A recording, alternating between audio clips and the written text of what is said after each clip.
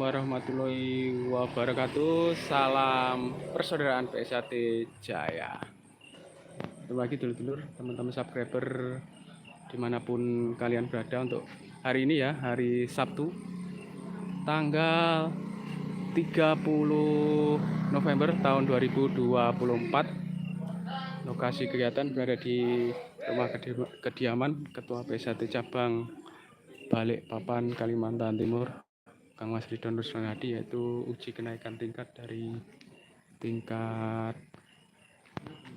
jambon ke tingkat hijau ya, dulur.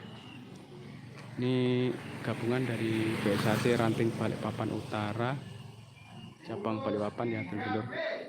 Ini sedang tes uji kenaikan tingkat, tes materi ya ini. Ini kondisinya dulur. Terima kasih yang sudah bergabung, 1 orang. Bagaimana suaranya, apa terdengar dengan jelas begitu pada kesempatan malam hari ini yang sangat cerah begitu ya. Ini berada di kilometer 11 Balikpapan Utara, Kalimantan Timur. Silakan komen-komen yang ingin mengajukan pertanyaan pada saya begitu untuk kegiatan hari ini. Terima kasih yang sudah menonton, yang baru menemukan channel YouTube PSAT Balikpapan, bantu supportnya dengan cara like, comment, share, dan subscribe begitu ya. Ini dulur kondisinya latihan atau uji kenaikan tingkat ya dulur.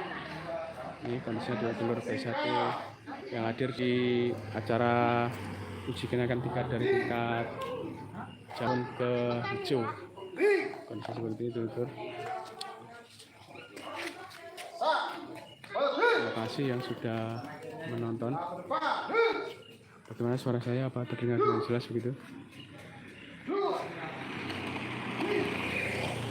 Ya, ini mumpung suasana hari ini cerah gitu ya dulur. Nah itu di sana. 9. PSAT.